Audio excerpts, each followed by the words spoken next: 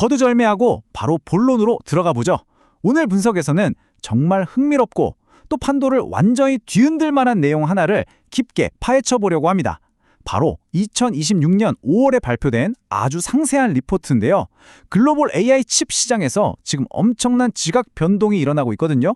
AI 수요가 말 그대로 폭발하는 지금 전 세계 반도체 공급망이 대체 어떻게 요동치고 있는지 우리가 하나씩 짚어보겠습니다. 자, 5%. 이 숫자부터 좀 볼까요? 이거 진짜 충격적인 데이터입니다. 대만의 TSMC가 지금 어마어마한 규모로 설비 투자를 쏟아붓고 있다는 건 다들 잘 아실 겁니다. 그런데요, 그렇게 돈을 쏟아붓는데도 자본 지출 대비 월간 웨이퍼 생산량 증가율이요, 2000년대에는 한 30% 정도 됐거든요. 근데 2020년대 중반인 지금 겨우 5% 수준으로 뚝 떨어졌습니다. 한마디로 돈을 아무리 구워도 예전처럼 생산량을 팍팍 늘리지 못하고 있다는 거죠. 그런데 참 아이러니하게도 대만에서 벌어지는 이 심각한 병목 현상이 완벽한 반전의 기회를 만들어냈습니다. 바로 한국형 실리콘 실드가 본격적으로 가동될 타이밍이 온 거죠. 이게 그냥 반도체 산업이 좀 더 커진다, 이런 수준이 아니고요. 국가적인 방어막이자 막대한 경제적 원동력으로서 한국의 시스템 반도체 생태계가 완전히 수면 위로 급부상하고 있다는 뜻입니다. 자, 그래서 오늘 우리가 어떤 흐름으로 갈 거냐? 글로벌 칩 공급 병목 현상부터 시작해서 삼성의 턴어라운드 전략, 새로운 고객사들, 재무적 영향, 그리고 마지막 밸류체인 수혜주까지 쭉 이어서 핵심만 빠르게 살펴보겠습니다. 첫 번째로 글로벌 칩 공급 병목 현상입니다. 삼성이 잡은 이 기회를 이해하려면 지금 전 세계 공급망이 얼마나 꽉 막혀 있는지부터 알아야 하거든요. 과거엔 TSMC가 투자하는 족족 생산량을 한 30%씩 늘리면서 시장을 꽉 잡았습니다. 근데 지금은 상황이 완전히 다릅니다. AI 칩의 핵심이잖아요. 3나노 이하 최선단 공정이랑 칩들을 하나로 묶어서 성능을 끌어올리는 코어스 같은 첨단 패키징 라인은 이제 맘대로 확장이 안 됩니다. 물리적으로나 기술적으로나 한계에 부딪힌 거죠. 전 세계적으로 AI 수요는 폭발하고 있는데 TSMC 혼자서는 이 물량을 도저히 감당할 수 없는 그런 꽉 막힌 상황이 계속 심화되고 있는 겁니다. 두 번째, 삼성의 턴어라운드 전략입니다. 경쟁사가 이렇게 옴짝달싹 못하는 사이 삼성전자는 과연 어떻게 판을 뒤집고 있을까요? 여기서 제일 중요한 키워드는 단연 수율 개선입니다. 결함 없이 제대로 작동하는 칩을 얼마나 잘 뽑아내느냐, 바로 그거죠. 삼성이 화려하게 컴백하기 위해 가장 먼저 그리고 반드시 해결해야 했던 게 바로 이 내부 제조 수율을 잡는 거였거든요. 그런데 최근에 4나노랑 8나노 공정에서 수율이 눈에 띄게 확 올라왔습니다. 기본기가 다시 탄탄해지니까 잃어버렸던 시장과 고객사들의 신뢰도 엄청나게 빠른 속도로 회복하고 있습니다. 다시 문을 두드리는 고객들이 생겨나기 시작한 거죠. 수율을 잡고 나서 삼성이 꺼내든 또 다른 필살기, 바로 SAF 생태계입니다. 예전처럼 자기들 내부 물량이나 자체 개발에만 매달리는 게 아니고요. 지적재산권, 그러니까 IP랑 디자인 솔루션 생태계를 정말 적극적으로 키우고 있습니다. 이렇게 되면 어떻게 되냐? 대형 고객사들이 TSMC에서 삼성으로 넘어올 때 제일 껄끄러워하는 게 설계 변경에 대한 리스크, 즉 포팅 리스크거든요. 그걸 확 줄여주는 겁니다. 한마디로 고객들이 훨씬 쉽고 마음 편하게 삼성을 선택할 수 있게 판을 깔아준 거죠. 세 번째, 새로운 고객사 라인업입니다.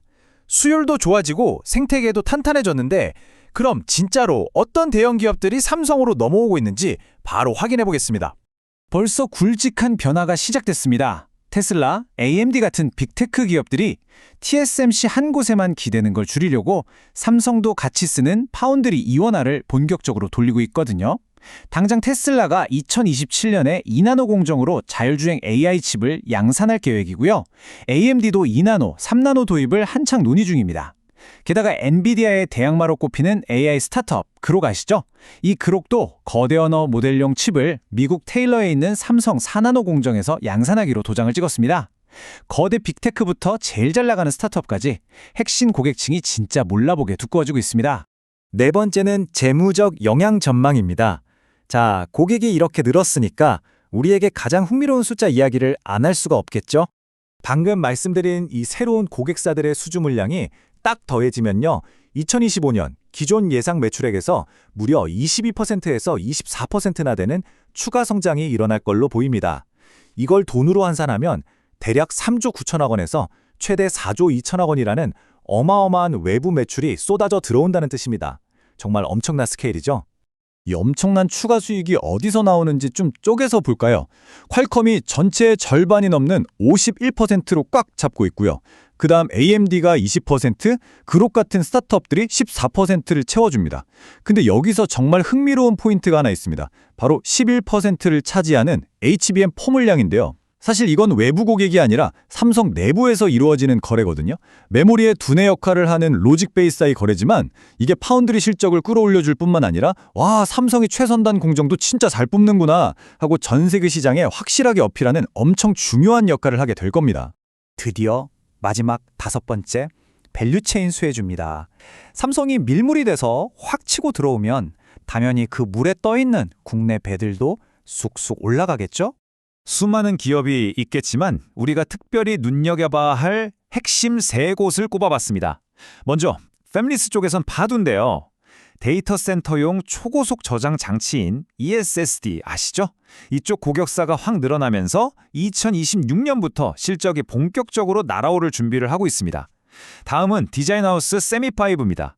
인간 뇌처럼 AI 연산에 특화된 국산 NPU 칩 양산에 성공하면서 자기들 설계 플랫폼이 얼마나 효율적인지 제대로 증명해냈죠. 마지막으로 IP 쪽의 오픈 엣지 테크놀로지입니다. 정부 지원까지 얻고서 모바일 등에 들어가는 저전력 초고속 메모리, LPDDR 인터페이스 수요를 쫙 흡수할 채비를 마쳤습니다. 결국 삼성의 화려한 부활이 이 기업들한테는 그대로 로켓 연료가 되는 셈입니다. 자, 오늘 분석을 마무리하면서 여러분께 이런 질문을 하나 던져보고 싶네요. 지금 대만의 공급망이 꽉 막히면서 갈 곳을 잃은 글로벌 AI 반도체 수요가 엄청난 물결이 되어서 한국으로 밀려오고 있습니다. 수율도 잡았고 생태계도 넓혔고 밸류체인도 탄탄하게 받쳐주고 있죠. 과연 우리의 한국형 실리콘 실드는 이 절호의 기회를 싹 다 흡수해서 글로벌 반도체 시장의 진정한 게임 체인저로 등극할 수 있을까요? 일단 숫자들은 굉장히 긍정적인 시그널을 보내고 있습니다. 앞으로 이 거대한 시장 판도가 어떻게 뒤집힐지 계속해서 흥미롭게 지켜보시면 좋겠습니다.